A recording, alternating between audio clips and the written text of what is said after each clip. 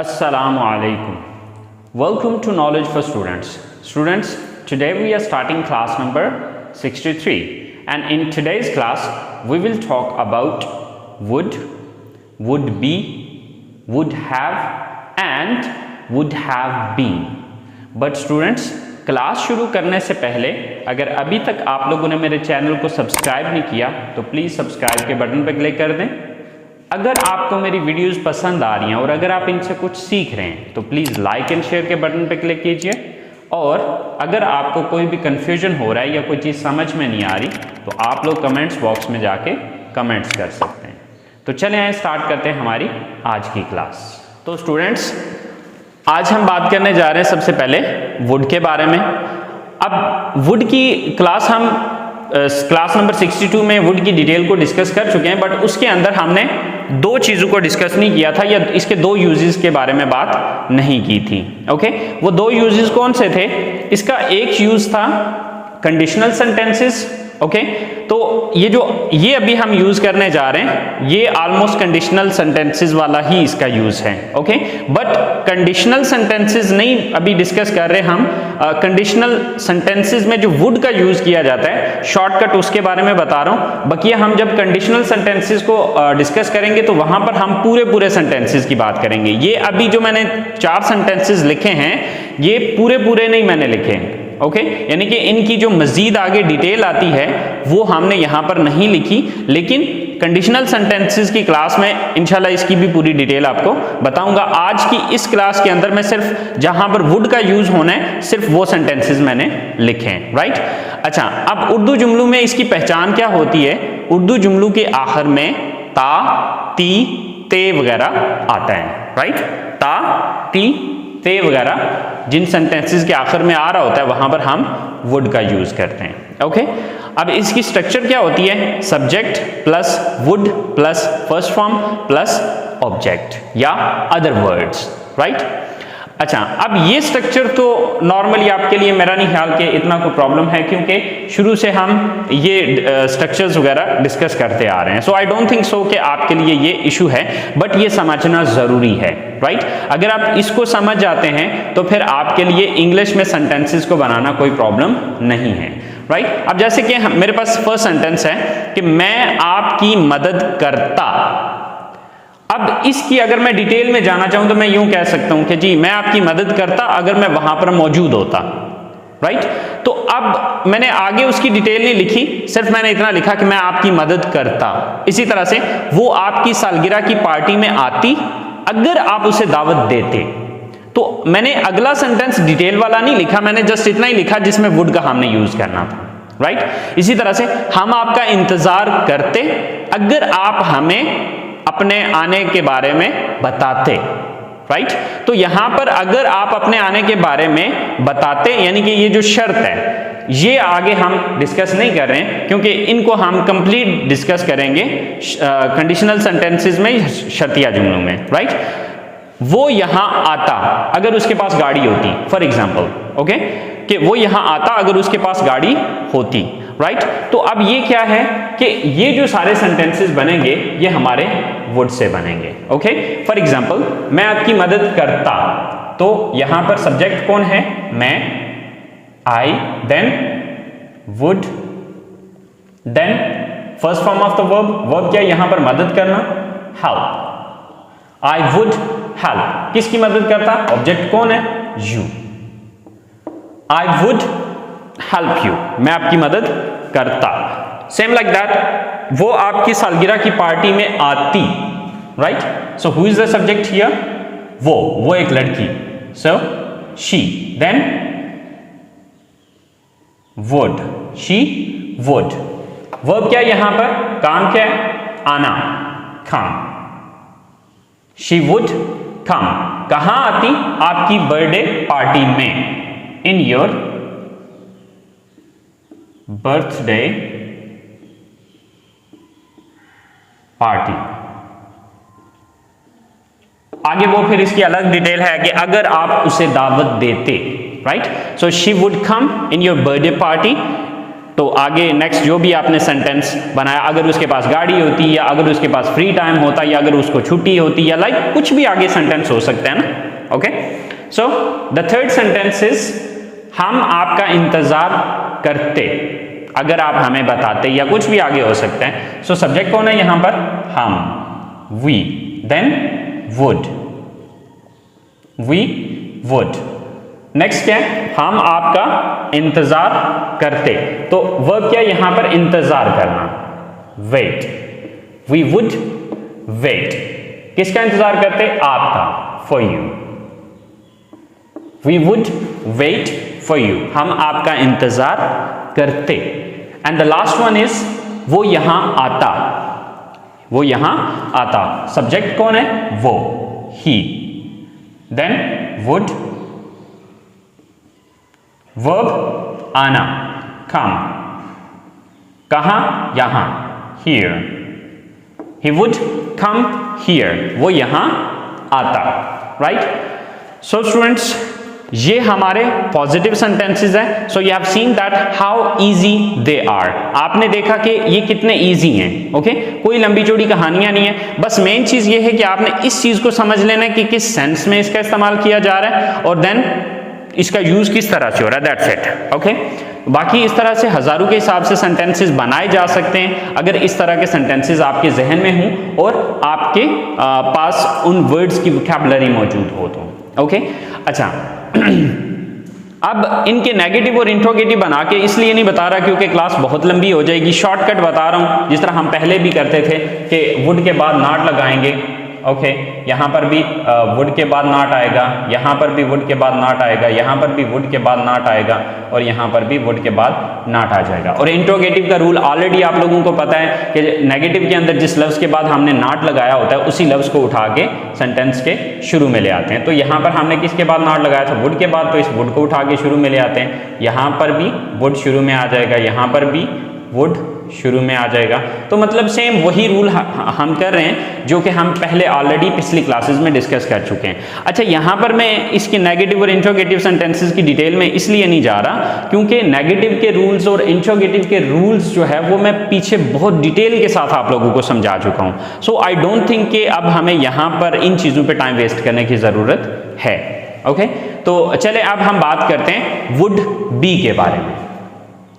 तो स्टूडेंट्स, अभी हम बात कर रहे हैं वुड का सेकेंड यूज जो कि है वुड बी, राइट। अच्छा, अब वुड बी का यूज कहां पर किया जाता है? वो सेंटेंसेस जिसके आखिर में रहा होता, रही होती और रहे होते वगैरह आता है, राइट। तो अब आपको एक चीज का पता है कि जब भी रहा, रही, रहे वगैरह आ जाता है तो वो कॉन्टिन्यूस को शो करता है और कॉन्टिन्यूस के अंदर आपको एक चीज का आइडिया है कि वहां पर हम आईएनजी फॉर्म का यूज करते हैं या फोर्थ फॉर्म का यूज करते हैं। तो देखें कि अगर हम पहली स्ट्रक्चर और अभी की स्ट्रक्चर को देखें तो उसमें जो चेंज आ रहा है, एक तो ये चेंज आया है कि हमने बी का इजाफा किया, दूसरा हमने ये किया कि फर्स्ट फॉर्म के साथ आईएनजी का इंक्रीजमेंट किया, बाकी और कोई एक्स्ट्रा मतलब चेंजेस नहीं हैं। अब ये भी आईएनजी फॉर्म यानी कि फर्स्ट फॉर्म के साथ आईएनजी का इंक्रीजमेंट क्यों किया है? क्योंकि रहा, रही, रहे वगैरह आ गया।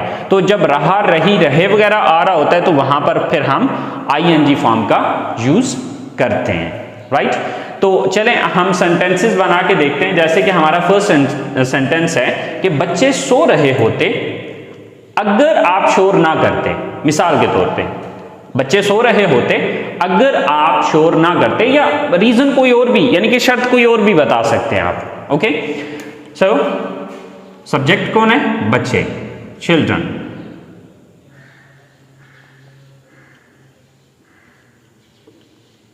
The children.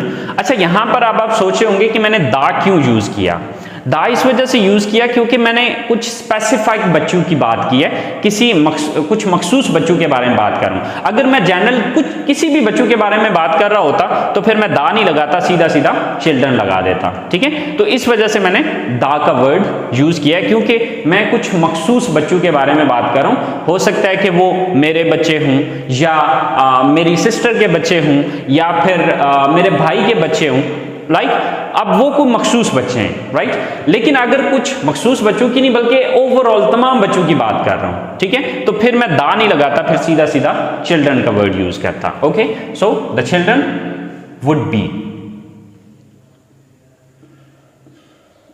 The children would be. Then first form with ING, verb क्या है यहां पर, सोना, sleep, and with ING it would be sleeping. The children would be sleeping. The बच्चे सो रहे होते, the children would be sleeping. बच्चे सो रहे होते, वो खाना खा रहे होते, वो खाना खा रहे होते। So who is the subject? वो, यानी कि वो ज्यादा है। So they would be, they would be. First form of the verb, verb क्या यहां पर, खाना खाना, eating, ईट को हमने आईएनजी लगा के ईटिंग कर दिया। सो दे वुड बी ईटिंग, क्या खा रहे होते, मील कह लें, फूड कह लें, they would be eating the food, वो खाना खा रहे होते। द थर्ड सेंटेंस इज कि आप एक कामयाब जिंदगी गुजार रहे होते। मिसाल के तौर पे आप कहते हैं जी आप एक कामयाब जिंदगी गुजार रहे होते अगर आप मेहनत करते, राइट। तो अब अगर शगर तो मैंने आगे डिटेल नहीं लिखी, मैंने जस्ट इतना लिखा है कि आप एक कामयाब जिंदगी गुजार रहे होते। सो सब्जेक्ट कौन है, आप, you, then would be, you would be. What is the verb here, गुजारना, जिंदगी गुजारना, स्पेंड, गुजारना की इंग्लिश होती है spend, and with ING it would be spending, you would be spending. क्या गुजार रहे होते, एक कामयाब जिंदगी, a successful life, you would be spending a successful life, कि आप एक कामयाब जिंदगी गुजार रहे होते। आगे फिर आप उसको बढ़ा लें कि अगर आप मेहनत करते या अगर आप ये करते, लाइक कुछ भी आप ऐड कर लें। Okay, so the last sentence is मैं आपको पढ़ा रहा होता। मिसाल के तौर पे पूरा सेंटेंस ये बना लेता हूं कि मैं आपको पढ़ा रहा होता अगर आप कॉलेज में आते, right. So I would be teaching you, I would be teaching you, I subject है, ओके, देन वुड बी लगाया, देन वर्ब क्या है यहां पर, पढ़ाना। तो पढ़ाना की इंग्लिश होती है teach, so I used here teaching, and then object you, so I would be teaching you, मैं आपको पढ़ा रहा होता। ओके, तो इसके भी नेगेटिव इंट्रोगेटिव बिल्कुल सेम उसी तरह से हैं जिस तरह के हम पिछले मतलब वुड के अंदर डिस्कस कर चुके हैं कि यहां पर हमने नॉट लगा देना है, यहां पर हमने वुड के बाद नॉट लगाना है, वुड के बाद नॉट, यहां पर भी वुड के बाद नॉट, और यहां पर भी वुड के बाद नॉट। तो जब नेगेटिव सेंटेंस बनाने के लिए हमने वुड के बाद नॉट यूज किया है तो इसी तरह से हमने इस वुड को उठा के इंट्रोगेटिव में शुरू में ले आना है। क्यों, क्योंकि हमने नेगेटिव में नॉट किसके बाद यूज किया था, वुड के बाद, right. So this would will move to the start, तो ये जो वुड है ये मूव हो जाएगा सेंटेंस के स्टार्ट में। सो मिसाल के तौर पे क्या बच्चे सो रहे होते, तो ये क्या है, ये एक इंट्रोगेटिव सेंटेंस है। तो स्टूडेंट्स चूंकि हमने अभी दो और चीज़ों को डिस्कस करना है, यानी कि वुड हैव को डिस्कस करना है, वुड हैव बीन को डिस्कस करना है, सो इसलिए मैं ज़्यादा लंबा चौड़ा इसमें नहीं जा रहा क्योंकि क्लास बहुत ज़्यादा लंबी हो जाती है। तो चलें अब हम इसके थर्ड यूज़ की तरफ चलते हैं जो कि है वुड हैव, राइट। स्टूडेंट्स अभी हम बात करते हैं वुड हैव की, राइट। अच्छा, वुड हैव कहां पर हमने यूज करना है, जहां पर आपको उर्दू जुमलों के आखिर में चुका होता, चुकी होती और चुके होते वगैरह नजर आए, वहां पर आपने वुड हैव का यूज करना है, राइट। अच्छा, अब यहां पर आपने जैसे कि देखा चुका, चुकी, चुके नॉर्मली परफेक्ट टेंस के अंदर आ रहा होता था और वहां पर हम यूज क्या करते थे, हैज और हैव का यूज करते थे। सेम यही चीज यहां पर भी हमने किया कि वुड के साथ हमने हैव का यूज कर लिया, चुका, चुकी, चुके को देखते हुए, राइट। अच्छा, अब इसकी स्ट्रक्चर क्या है कि subject plus would have plus third form plus object. अच्छा, अब यहां पर हमने थर्ड फॉर्म क्यों लगाई है, क्योंकि जब भी हैव के बाद कोई भी वर्ब आ रहा हो तो वो कभी भी फर्स्ट, सेकंड या आईएनजी फॉर्म में नहीं आता, बल्कि हमेशा उसको हम थर्ड फॉर्म में यूज करते हैं। उसे हम किस फॉर्म में यूज करते हैं? थर्ड फॉर्म में, राइट। तो ये रीजन है कि जब हमने वुड हैव लगाया तो फिर आगे हम थर्ड फॉर्म कर देंगे। ओके, फॉर एग्जाम्पल हमारे पास सेंटेंस है कि हम उन्हें इतला दे चुके होते, अगर हमें पता होता, राइट। आगे मैंने नहीं लिखा, लेकिन हमने मेन देखना था कि हमने वुड हैव का सेंटेंस जो बनाना है, राइट। हम उन्हें इतला दे चुके होते, so who is the subject here? हम। Then would have, we would have. Verb क्या यहां पर? इतला देना। इतला देना की इंग्लिश होती है inform, so the third form is informed, right. So we would have informed उन्हें, them. So we would have informed them. हम उन्हें इतला दे चुके होते। सेकेंड सेंटेंस इज कि अली घर पहुंच चुका होता, राइट। सो अली सब्जेक्ट है यहां पर, so first of all Ali, then would have, Ali would have, then verb क्या यहां पर? पहुंचना, reached, Ali would have reached. कहां पहुंच चुका होता? घर, home, Ali would have reached home, Ali घर पहुंच चुका होता। So this is a second sentence. The third one is कि वो मैच शुरू कर चुके होते अगर बारिश ना होती। फॉर एग्जाम्पल, अगर बारिश ना होती, सो दे सब्जेक्ट है यहां पर, then would have, they would have, then third form of the verb. तो यहां पर वर्ब क्या है? शुरू करना, start, so started, they would have started. क्या शुरू कर चुके होते? The match, right. They would have started the match, कि वो मैच शुरू कर चुके होते। And the last sentence is कि वो हमारा इंग्लिश कोर्स मुकम्मल कर चुके होते। ओके, अगर कोविड की वजह से छुट्टियां ना होती, या कोविड की वजह से या लॉकडाउन की वजह से स्कूल या कॉलेजेस बंद ना होते, तो सब्जेक्ट क्या यहां पर? वो, यानी कि वो एक उस्ताद हैं या वो एक टीचर है, राइट। सो ही, यहां पर शी भी आ सकता है, ही भी आ सकता है, क्योंकि सॉरी, अगर वो फीमेल होती तो वो होता कि वो हमारा कोर्स मुकम्मल कर चुकी होती, लेकिन यहां पर चूंकि होते आया तो इसका मतलब है ये मेल है, right. So he, then would have, he would have, then verb क्या यहां पर? थर्ड फॉर्म किस चीज की यूज करनी है? मुकम्मल करना की। तो मुकम्मल करना की इंग्लिश क्या होती है? Complete, so completed, so he would have completed. क्या मुकम्मल कर चुके होते हैं? हमारा कोर्स, और course, so he would have completed our course, कि वो हमारा कोर्स मुकम्मल कर चुके होते। आई होप सो आपको वुड हैव का यूज जो है वो समझ में आ गया होगा। अच्छा, अब इसके नेगेटिव और इंट्रोगेटिव भी सेम वही प्रोसेस है जो कि हम वुड बी के अंदर या वुड के अंदर कर रहे थे, कि हमने यहां पर वुड के बाद नॉट लगा देना है, राइट। और जब हम इसका इंट्रोगेटिव बनाएंगे तो डेफिनेटली उसी वर्ड को उठा के शुरू में लगाना है जिसके बाद हमने नॉट लगाया हुआ था, राइट। तो हमने नॉट किसके बाद लगाया? वुड के बाद। सो इट मीन्स हम इस वुड को उठा के सेंटेंस के शुरू में ले आएंगे, राइट। सो ये था हमारा इसका थर्ड यूज। तो अभी हम नेक्स्ट जो बात करने जा रहे हैं वो हम बात करेंगे वुड हैव बीन की, राइट। तो चलें देखते हैं।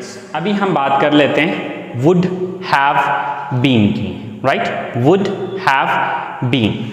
अच्छा, अब वुड हैव बीन कहां पर आपने यूज करना है? जहां पर उर्दू जुमलों के आखिर में रहा होता, रही होती और रहे होते वगैरह आता है, लेकिन इसके साथ वक्त का भी जिक्र होता है, राइट। यानी कि ये बिल्कुल वैसे ही हो गया जिस तरह से आपने प्रेजेंट परफेक्ट कंटीन्यूअस टेंस को पढ़ा था, सेम वही चीज ऑलमोस्ट यहां पर भी हो रही है कि वहां पर भी क्या होता है? परफेक्ट कंटीन्यूअस के अंदर क्या होता है कि काम जारी होता है, लेकिन साथ वक्त बताया जाता है कि काम कब से जारी था, कब से जारी है या कब से जारी होगा। तो यहां पर अगर आप स्ट्रक्चर को देखें तो स्ट्रक्चर आपको बिल्कुल सेम टू सेम वैसी ही नजर आएगी जैसे कि हमने परफेक्ट कंटीन्यूअस के अंदर बनाई थी, कि सब्जेक्ट लगाना है, then would have been, then first form with ING, then object, then since or for plus time. अच्छा, अब यहां पर सिंस या फॉर के बारे में अगर हम बात करें तो जैसे कि परफेक्ट कंटिन्यूअस टेंस के अंदर पीछे मैं डिटेल से आपको ये चीज समझा चुका हूं कि अगर वक्त का नाम आ रहा हो तो वहां पर सिंस लगाते हैं, और अगर वक्त की तादाद आ रही हो तो फिर हम फॉर लगाते हैं। ठीक है, तो मिसाल के तौर पे जैसे मैंने सेंटेंस लिखा है कि वो 2 साल से पैसे कमा रहा होता, राइट, तो यहां पर जो 2 साल है ये वक्त की तादाद है। ये क्या है? वक्त की तादाद है। इसी सेंटेंस को अगर मैं यूं बनाता हूं कि सॉरी, अब ये 2 साल है तो फिर मैं यहां पर फॉर का वर्ड यूज करूंगा। लेकिन अगर ये सेंटेंस यूं होता कि वो 2019 से पैसे कमा रहा होता, क्योंकि 2 साल पीछे जाते हैं तो 2019 था ना, अभी 2021 चल रहा है, ओके, तो 2019 से पैसे कमा रहा है, तो अब ये जो 2019 है ये वक्त की तादाद नहीं है बल्कि ये वक्त का नाम है, राइट। तो यहां पर फिर हम क्या यूज करते, यहां पर अगर 2019 होता तो फिर हम सिंस का यूज करते। बहरहाल ये तो शॉर्टकट से मैंने बताया, बकिया इसकी कंप्लीट डिटेल जो मैंने बताई हुई है वो इसमें परफेक्ट कंटिन्यूअस टेंस के अंदर इसकी कंप्लीट डिटेल मैंने बताई हुई है। आई होप सो कि जो पुराने स्टूडेंट्स हैं उनको इस चीज का पहले से पता होगा। तो चलें हम सेंटेंसेस बना के देखते हैं कि वो 2 साल से पैसे कमा रहा होता। सब्जेक्ट कौन है? वो, he, then would have been, he would have been, then first form with ING, तो यहां पर वर्ब क्या है? कमाना। तो कमाना की इंग्लिश क्या होती है? Earn, EARN, earn. He would have been earning, तो यहां पर चूंकि आईएनजी लगाना है तो इसको अर्न की बजाय अर्निंग कर देना है, ओके। क्या कमा रहा होता? Money, he would have been earning money. अच्छा, अब ऑब्जेक्ट लगा दिया, देन सिंस या फॉर में से कोई एक चूज करना है, तो अब यहां पर सिंस लगेगा या फॉर, क्योंकि अब यहां पर वक्त की तादाद आ रही है तो यहां पर फॉर लगाऊंगा, फॉर। एंड पे टाइम लगाना है, तो टाइम क्या है? 2 साल, for 2 years। So he would have been earning money for 2 years, कि वो 2 साल से पैसे कमा रहा होता, right? Same like that, the next sentence is हम सुबह से खेल रहे होते। So subject कौन है? We, then would have been, we would have been, verb क्या यहां पर? खेलना, playing, we would have been playing। अच्छा, अब यहां पर ऑब्जेक्ट मौजूद नहीं है, क्या खेल रहे होते ये चीज नहीं बताएगी। बहरहाल कब से खेल रहे होते? सुबह से। तो अब यहां पर चूंकि सिंस या फॉर में से एक चूज करना है, तो आप देखिए सुबह जो है ये वक्त की तादाद नहीं है, राइट। सुबह से खेल रहे होते, ये सुबह जो है ये वक्त का नाम है, तो यहां पर मैं क्या करूंगा? सिंस यूज करूंगा, okay. So we would have been playing since, सुबह से, since morning. So we would have been playing since morning, हम सुबह से खेल रहे होते। एंड द लास्ट सेंटेंस कि वो 1 घंटे से गाड़ी चला रहा होता। अब वो आगे डिटेल कुछ भी हो सकती है ना, कि वो 1 घंटे से गाड़ी चला रहा होता अगर वो सफर पर जाता, ठीक है, या अगर वो आज पिंडी जाता, या कुछ भी इस तरह का सेंटेंस आप बना सकते हैं। वो 1 घंटे से गाड़ी चला रहा होता, सब्जेक्ट कौन है? He, then would have been, he would have been, right, he would have been, then first form with ing, verb क्या यहां पर? गाड़ी चलाना, drive, so ing, driving, he would have been driving, okay, he would have been driving कब से? 1 घंटे से। तो आप सिंस या फॉर में से चूज करना है, तो आप चूंकि 1 घंटा वक्त की तादाद बताई हुई है, सो फॉर, एंड देन 1 घंटे से चूंकि टाइम का जिक्र करना है, 1 hour। So he would have been driving for 1 hour, कि वो 1 घंटे से ड्राइविंग कर रहा होता या गाड़ी चला रहा होता। So students, ये हमारा वुड हैव का यूज है। ये सारे पॉजिटिव सेंटेंसेस हैं। आप इसको नेगेटिव सेंटेंसेस में लेके जा सकते हैं, जैसे कि वो 2 साल से पैसे नहीं कमा रहा होता, तो आप क्या करते आप कि यहां पर वुड के बाद नॉट लगा देते, राइट। इसी तरह से हम सुबह से नहीं खेल रहे होते अगर छुट्टी ना होती, या आज हमें छुट्टी ना होती, राइट, तो यहाँ पर हम वुड के बाद नॉट लगा देंगे। सेम लाइक दैट कि वो 1 घंटे से गाड़ी नहीं चला रहा होता, right, he would not have been driving for 1 hour, right. तो अब जब आपने इसका इंट्रोगेटिव बनाना है कि क्या वो 2 साल से पैसे कमा रहा होता, तो आप क्या करते हैं, यहाँ पर वुड को उठा के यहाँ पर ले आते। अब ये मैं डिटेल में इसलिए नहीं जा रहा क्योंकि ये चीज़ें ऑलरेडी बहुत डिटेल के साथ पिछली क्लासेस में हम कर चुके हैं, ठीक है। तो मेरा नहीं ख्याल कि इन चीज़ों पर अब वक्त ज़ाया करने की ज़रूरत है। ओके, तो अब इन चारों को ज़रा एक साथ में कंपेयर करके आपको दिखा देता हूँ ताकि आपके सारे कन्फ्यूजन्स क्लियर हो जाएं। जैसे कि आप ये चारों स्ट्रक्चर्स देख रहे हैं, would, would be, would have been की, राइट। अच्छा, अब जो नीचे मैंने ब्लू मार्कर से लिखी हुई हैं, ये हमारे future indefinite, future continuous, future perfect and future perfect continuous की स्ट्रक्चर्स लिखी हुई हैं। जैसे कि यहाँ पर देखें कि ये हमारी स्ट्रक्चर हैं subject plus would plus first form plus object, right, ये हमारी। अब इसी तरह से अगर आप फ्यूचर इंडेफिनेट को देखें तो इसमें भी सेम यही स्ट्रक्चर अप्लाई हो रही है। फर्क सिर्फ इतना आ रहा है कि जहां पर वुड आ रहा था वहां पर हमने विल यूज किया हुआ है, ठीक है। तो सेम अगर आपने टेंसेस को अच्छे तरीके से समझा हुआ है तो मेरा ख्याल है कि आपके लिए ये इशू नहीं होगा, ठीक है। कि यहां पर देखिए डिफरेंस आ रहा है वुड एंड विल का, बाकी सारी स्ट्रक्चर सेम है, subject subject, would will, first form object object. देखिए बाकी सब कुछ सेम है, सिर्फ फर्क आया है विल का और वुड का। सेम लाइक दैट यहां पर भी आप देखेंगे कि subject plus would be plus first form with ING plus object, तो यहां पर वुड, यहां पर विल बी, वहां पर वुड बी, यहां पर विल बी, बाकी सारा सेम वही आपको नजर आएगा कि subject plus will be plus first form with ING plus object. और यहां पर अगर आप थर्ड स्ट्रक्चर को देखें, सब्जेक्ट प्लस वुड हैव, तो यहां पर भी फर्क वुड हैव और यहां पर will have plus third form plus object, subject plus will have plus third form plus object. तो ये यानी कि सेम टू सेम बिल्कुल वैसे ही है कि हम पीछे जो टेंसेस की बात कर चुके हैं, जैसे कि पास्ट,